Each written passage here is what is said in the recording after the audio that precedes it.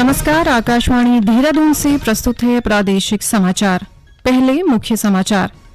विश्व प्रसिद्ध गंगोत्री और यमुनोत्री धाम के कपाट खुलने के साथ ही प्रदेश में चारधाम यात्रा का शुभारंभ हुआ। मंदिर में पहली पूजा प्रधानमंत्री नरेंद्र मोदी के नाम से की गई। राज्यपाल गुरमीत सिंह ने कहा है कि स्वास्थ्य संरक्षण और स्वास्थ्य संवर्धन में आयुर्वेद की विशेष भूमिका है। बागेश्वर जिले के पिंडारी ग्लेशियर में भारी हिमपात के कारण फंसे 13 अमेरिकी ट्रैकर्स और एक भारतीय गाइड को सकुशल रेस्क्यू कर लिया गया है। और ईद उल फितर आज पूरे देश में धार्मिक श्रद्धा और उल्लास के साथ मनाई गई। समाचारों के साथ मैं व्याख्या चंदोला। अब समाचार विस्तार से। विश्व प्रसिद्ध गंगोत्री और यमुनोत्री धाम के कपाट विधि विधान के साथ अक्षय तृतीया के पावन अवसर पर आज श्रद्धालुओं के दर्शनार्थ खोल दिए गए हैं। इसी के साथ प्रदेश में चारधाम यात्रा शुरू हो गई है। गंगोत्री के कपाट दोपहर 12:35 पर और यमुनोत्री धाम के कपाट 12:41 पर श्रद्धालुओं के दर्शनार्थ खुले। अब अगले 6 माह तक श्रद्धालु गंगोत्री में मां गंगा और यमुनोत्री धाम में मां यमुना के दर्शन कर सकेंगे। मंदिर में पहली पूजा प्रधानमंत्री नरेंद्र मोदी के नाम से की गई। मुख्यमंत्री पुष्कर सिंह धामी ने गंगोत्री धाम में पूजा अर्चना कर देश और प्रदेश की सुख समृद्धि की कामना की। इस अवसर पर मुख्यमंत्री ने कहा कि चारधाम यात्रा के लिए देश विदेश से जो भी श्रद्धालु आएंगे उन्हें दर्शन कराए जाएंगे। चारधाम यात्रा के दृष्टिगत सभी तैयारियां कर ली गई हैं। सुरक्षित और सुगम यात्रा के लिए राज्य सरकार कृत संकल्पित है। उन्होंने कहा कि यात्रा की सभी व्यवस्थाओं की नियमित निगरानी की जा रही है। आज से चारधाम यात्रा हमारी प्रारंभ हो गई है और सभी आने वाले तीर्थयात्रियों की मनोकामनाएं हमारे चारों धाम पूरी करें। गंगोत्री पहली पूजा हमारे देश के आदरणीय प्रधानमंत्री नरेंद्र मोदी जी के उस पर हुई है। संकल्प हम लोगों ने लिया है कि भगवान जो है उनको लंबे समय तक इस देश को नेतृत्व उनका मिलता रहे। और हमने भी यहाँ पर सभी व्यवस्थाएं उत्तराखंड सरकार की तरफ से की। यात्रियों की अच्छी व्यवस्था हो, आने जाने में उनको कोई परेशानी न हो। इससे पहले मुख्यमंत्री ने घरशाली में मां यमुनोत्री की डोली की पूजा अर्चना कर यमुनोत्री धाम के लिए विदा किया। इस मौके पर खरसाली में डोली और श्रद्धालुओं पर हेलीकॉप्टर के माध्यम से पुष्प वर्षा कर स्वागत किया गया। 11वें ज्योतिर्लिंग बाबा केदारनाथ की उत्सव डोली को गुप्तकाशी स्थित विश्वनाथ मंदिर में पूजा अर्चना के बाद दूसरे पड़ाव फाटा के लिए रवाना किया गया। इस अवसर पर डोली के साथ बड़ी संख्या में भक्तों ने भाग लिया तथा पैदल यात्रा कर बाबा केदार की उत्सव डोली दूसरे पड़ाव रात्रि प्रवास के लिए फाटा पहुंची। निर्धारित कार्यक्रम के अनुसार उत्सव डोली 23 अप्रैल को गौरीकुंड और 24 अप्रैल को केदारनाथ धाम पहुंचेगी। 25 अप्रैल को सुबह 6:20 पर बाबा केदार के कपाट भक्तों के दर्शनार्थ खोल दिए जाएंगे। इस बीच यात्रा मार्ग से बर्फ हटाने का कार्य युद्ध स्तर पर जारी है। विश्व प्रसिद्ध चारधाम यात्रा को सुगम और सुरक्षित बनाने के लिए केदारनाथ यात्रा मार्ग पर हर 1 किलोमीटर पर मेडिकल रिलीफ पोस्ट बनाई गई हैं। चारों धाम में 130 चिकित्सकों की तैनाती की गई है। इस बार यात्रा मार्ग पर point of care testing device भी होगी। इस डिवाइस से 28 तरह के रोगों की टेस्टिंग हो सकेगी। इस बीच स्वास्थ्य सचिव डॉक्टर आर राजेश कुमार चारधाम यात्रा मार्ग पर स्वास्थ्य सेवाओं का जायजा ले रहे हैं। इस कड़ी में स्वास्थ्य सचिव ने केदारनाथ धाम तक की पैदल यात्रा कर जगह जगह स्वास्थ्य इकाइयों का निरीक्षण किया।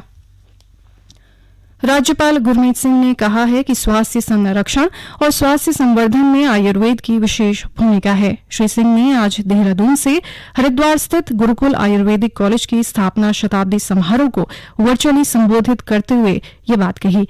राज्यपाल ने कहा कि आयुर्वेद केवल चिकित्सा शास्त्र ही नहीं बल्कि जीवन जीने की एक कला है। आज रोग से सुरक्षा के लिए रोग प्रतिरोधक क्षमता को उन्नत करने में आयुर्वेद की औषधियों की भूमिका वैज्ञानिक कसौटी पर खरी उतरी है। उन्होंने कहा कि हाल ही में कोरोना महामारी में आयुर्वेद चिकित्सा की सार्थकता साबित हुई है। श्री सिंह ने कहा कि पंचकर्म चिकित्सा, क्षार सूत्र चिकित्सा, रसायन जड़ी बूटियों का प्रयोग आयुर्वेद की ऐसी विधाएं हैं जिन्होंने आयुर्वेद के वैश्वीकरण में अहम भूमिका निभाई है। उन्होंने कहा कि योग, आयुर्वेद और मन चिकित्सा ऐसी पद्धतियां हैं जिनकी वर्तमान समय में मानव के स्वास्थ्य के संदर्भ में अहम भूमिका है। सांसद अजय टम्टा ने आज अल्मोड़ा के गोवर्धन तिवारी राजकीय बेस अस्पताल का निरीक्षण कर अधिकारियों को आवश्यक दिशा निर्देश दिए। श्री टम्टा ने कहा कि सरकार मेडिकल कॉलेज में बेहतर स्वास्थ्य सुविधाएं उपलब्ध करवाने के लिए प्रतिबद्ध है। उन्होंने कहा कि कॉलेजों में सभी समस्याओं का समाधान भी किया जा रहा है। अस्पताल में आने वाले मरीजों को अच्छा इलाज मिले, इसके लिए अस्पताल प्रबंधन के सभी लोगों को एकजुट होकर कार्य करना होगा। ये समाचार आकाशवाणी देहरादून से प्रसारित किए जा रहे हैं। बागेश्वर जिले के पिंडारी ग्लेशियर में भारी हिमपात के कारण फंसे 13 अमेरिकी ट्रैकर्स और एक भारतीय गाइड को रेस्क्यू कर लिया गया है। एसडीआरएफ और स्थानीय प्रशासन की टीमें उन्हें सुरक्षित 0 पॉइंट तक ले आई हैं। जिला प्रशासन ने इन्हें लाने के लिए सरकार से चॉपर की मांग की है। एसडीआरएफ की आईजी रिद्धिम अग्रवाल ने बताया कि पिंडारी ग्लेशियर में भारी हिमपात के चलते 13 विदेशी ट्रैकर्स और एक भारतीय गाइड फंस गया था। उनका सामान भी बर्फ में दब गया था। उन्होंने किसी तरह सैटेलाइट फोन के माध्यम से संपर्क किया।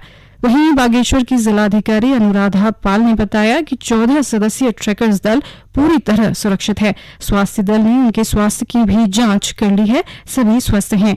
आज रात जैंकुनी में विश्राम करने के बाद इस दल को कल जिला मुख्यालय लाया जाएगा। ईद उल फितर आज पूरे देश में धार्मिक श्रद्धा और उल्लास के साथ मनाई गई। आज ही के दिन महीने भर के रमजान का समापन भी होता है। नमाजियों ने मस्जिदों और ईदगाहों में नमाज अता की और एक दूसरे को शुभकामनाएं दी। इस अवसर पर सुरक्षा के व्यापक प्रबंध किए गए। राज्यपाल गुरमीत सिंह और मुख्यमंत्री पुष्कर सिंह धामी ने ईद उल फितर के अवसर पर प्रदेशवासियों को बधाई दी है। आज अक्षय तृतीया का त्योहार देश भर में मनाया जा रहा है। ये त्योहार जीवन में सौभाग्य और सफलता लाता है।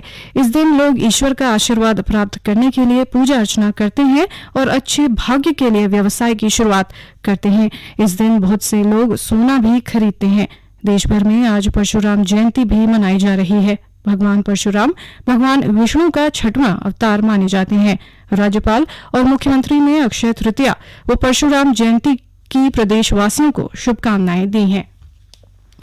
अब सुनिए आकाशवाणी के लोकप्रिय कार्यक्रम प्रधानमंत्री की मन की बात पर आधारित विशेष श्रृंखला। आज की कड़ी का विषय है सेवा भाव अपनाने की अपील। लोग, आवाज और सीधा संवाद, यानी आपके हम सबके मन की बात।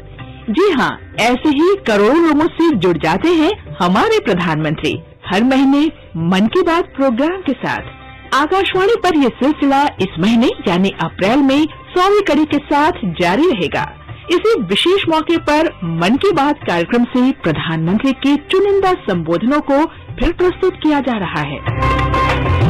इस विशेष कार्यक्रम की 76वीं कड़ी में पेश है प्रधानमंत्री का वो विचार जिसमें उन्होंने लोगों से सेवा भाव अपनाने की अपील की है। हम सब जानते हैं कि बीमारी में हमारे लिए अपने परिवार की देखभाल करना मानसिक तौर पर कितना मुश्किल होता है, लेकिन हमारे अस्पतालों के नर्सिंग स्टाफ को तो यही काम लगातार कितने ही मरीजों के लिए एक साथ करना होता है। ये सेवा भाव हमारे समाज की बहुत बड़ी ताकत है।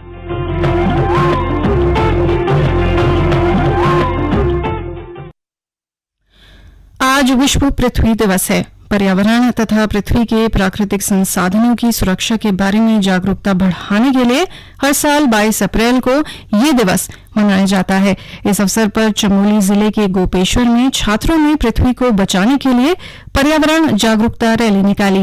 रैली के माध्यम से छात्रों ने पृथ्वी को बचाने के लिए पेड़ लगाओ, धरती को खुशहाल बनाओ, पृथ्वी हमारी जननी है, अब हमें इसकी रक्षा करनी है के नारे लगाकर लोगों को जागरूक किया।